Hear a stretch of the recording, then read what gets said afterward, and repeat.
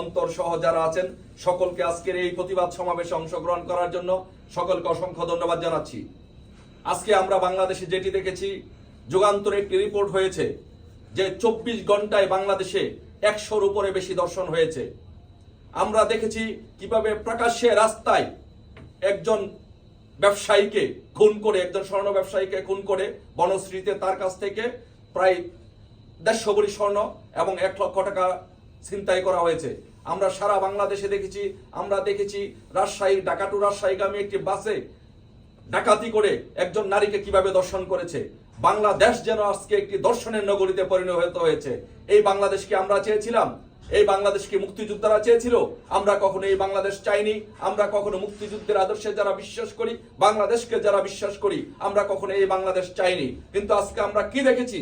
এই দখলদার ইউনূস বাহিনী মার্কিন যুক্তরাষ্ট্রের 29 মিলিয়ন ডলার নিয়ে এবং বিভিন্ন গোয়েন্দা সংস্থার কাছ থেকে বিভিন্ন দেশের প্ররোচনায় বাংলাদেশে টাকার বিনিময়ে একটি নির্বাচিত সাংবিধানিক সরকারকে উৎখাত করে বাংলাদেশে যে হত্যা, সন্ত্রাস, ধর্ষণ এবং গুমের রাজনীতি করছে, সেই রাজনীতি বাংলাদেশে বেশি দিন চলবে না।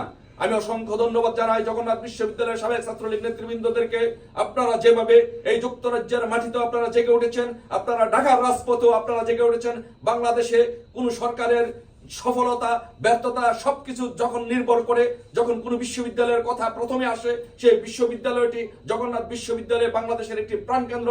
জগন্নাথ বিশ্ববিদ্যালয়ের ছাত্ররা, ছাত্র নেতৃবৃন্দ 52-এর ভাষা আন্দোলন থেকে 69-এর গণঅভ্যুত্থান, 71-এর মুক্তিযুদ্ধ এবং 90-এর স্বৈরাচার বিরোধী আন্দোলনের সময় 111 সহ প্রত্যেকটি আন্দোলনে জগন্নাথ বিশ্ববিদ্যালয়ের ছাত্রবৃন্দ, সাবেক ছাত্রবৃন্দ, বর্তমান ছাত্রবৃন্দ ভূমিকা রেখেছে। তারই ধারাবাহিকতায় আপনারা আজকে লন্ডনের মতো জায়গাতে আপনারা এত ব্যস্ততার মধ্যেও আপনারা যেভাবে এই ইউনূস দখলদার ইউনূস বাহিনীর বিরুদ্ধে আপনারা যেভাবে গর্জে উঠেছেন, আপনাদের কাছে মাথা নত করে আপনাদেরকে শ্রদ্ধা জানাচ্ছি, আপনাদেরকে সালাম জানাচ্ছি, আপনাদের কাছে কৃতজ্ঞতা প্রকাশ করেছি যে আপনারা শেখ হাসিনার পাশে আপনারা এইভাবে দাঁড়িয়েছেন।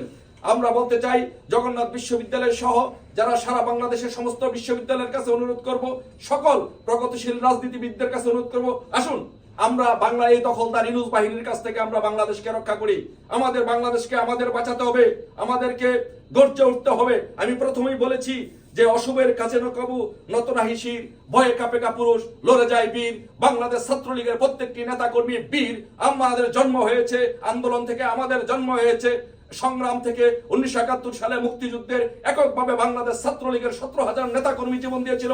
তাই আজকের এই দিনে বলতে চাই, আমরা শপথ নিতে চাই আজকের এই দিনে, আমরা যতক্ষণ পর্যন্ত এই বাংলাদেশকে রক্ষা করতে না পারবো, যতক্ষণ পর্যন্ত শেখ হাসিনার নেতৃত্বে একটি অসাম্প্রদায়িক বাংলাদেশ বিনির্মাণ করতে না পারবো, ততক্ষণ পর্যন্ত আমরা বাংলাদেশে থেকে, আমরা রাজপথে থেকে ততক্ষণ পর্যন্ত আমরা আন্দোলন সংগ্রাম করে যাব।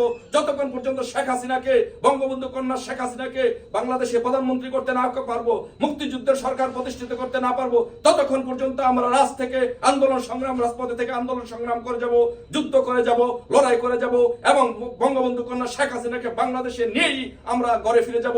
সেই প্রতিজ্ঞা আজকে এখানে করছি। সবাইকে আবার ধন্যবাদ জানাচ্ছি। জয় বাংলা, জয় বঙ্গবন্ধু।